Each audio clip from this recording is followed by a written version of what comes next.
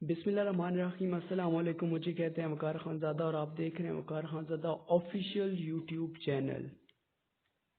आज का topic land revenue act 1967 से लिया गया है, जो कि एरियर्स के हवाले से है। Recovery of arrear of land revenue, कौन कौन से प्रोसेस हैं, कौन कौन सा प्रोसीजर इस्तेमाल किया जाएगा by government of the state in order to get arrear from the landowner. If the taxes and duties imposed by the government have not been paid by the landowner, in this case the government of the state shall take necessary action in order to recover land revenue from the landowner by using different methods, and we will discuss in this video about those methods. According to the definition of arrear, arrears of land mean due amount payable even after expiry of due date.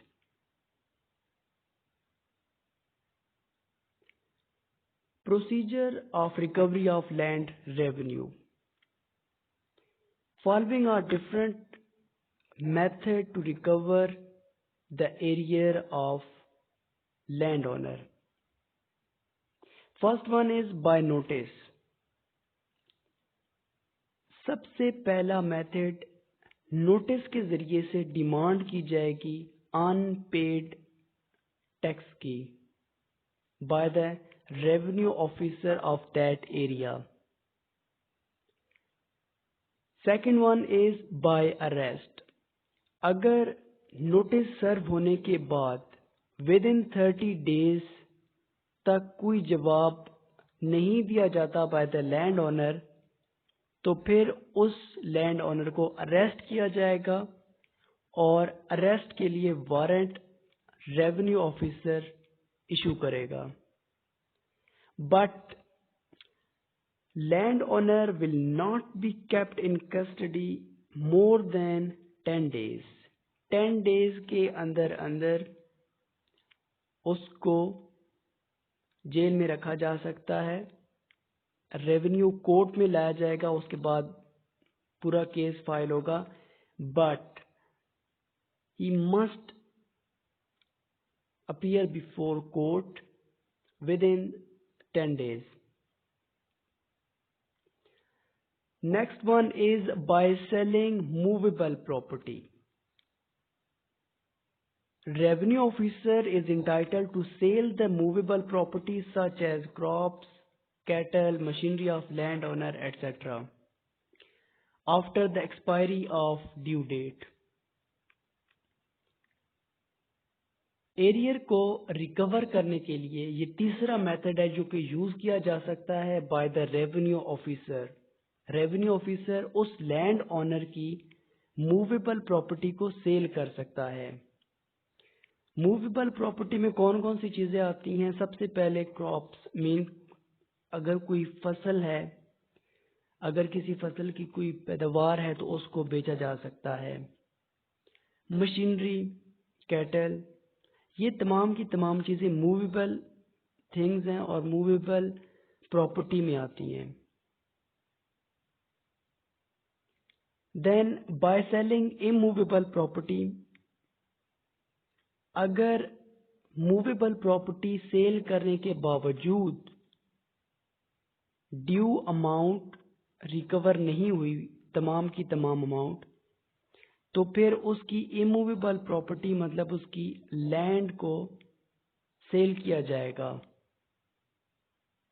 in order to get the area back. Then by seizure of immovable property, in order to recover area of the land, if the due amount has not paid by the landowner from many years, अगर बहुत साल गुजर गए हैं लेकिन फिर भी amount पे नहीं की गई, तो फिर उसकी इमूवेबल प्रॉपर्टी को सीज कर दिया जाएगा। बट इस दौरान अगर 2-3 साल के वक्फे के बाद लैंड ओनर की तरफ से टैक्सेस पे किए जाते हैं तो उसको वो सीज्ड प्रॉपर्टी वापस की जाएगी। अगर उस प्रॉपर्टी से कोई फायदा हुआ है गवर्नमेंट को तो वो गवर्नमेंट प्रॉफिट वापस करेगी उस लैंड ओनर को। Then by seizure of movable property, अगर ये तमाम के तमाम मेथड इस्तेमाल करने के बावजूद ड्यू अमाउंट पूरी नहीं हुई तो फिर उसकी मूवेबल प्रॉपर्टी को भी सीज कर दिया जाएगा।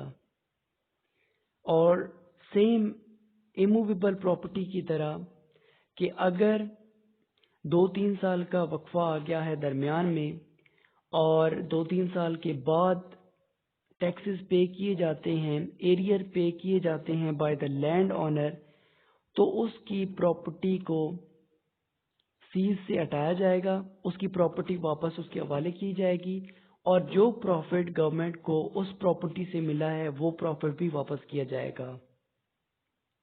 देन बाय ट्रांसफर, ट्रांसफर में भी इमूवेबल प्रॉपर्टी का जिक्र किया गया है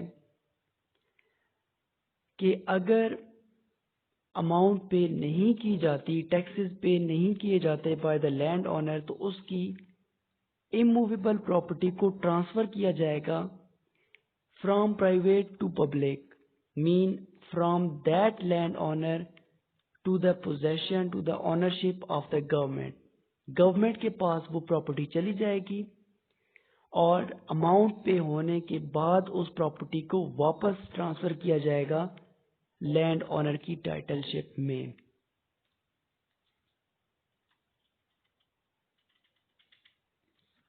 bye home land revenue is imposed, land revenue किस किस पे इम्पोज किया जाता है?